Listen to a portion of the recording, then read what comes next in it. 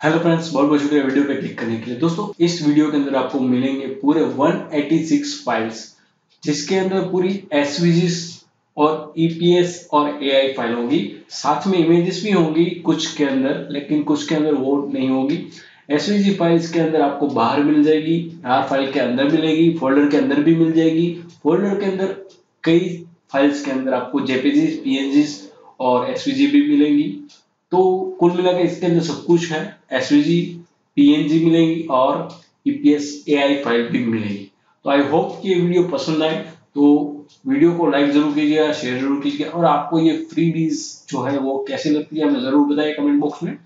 हमारे दूसरे वीडियो देखना ना भूलें, और वो वीडियो आपको कैसे लगते हैं हमें कमेंट जरूर बताइएगा।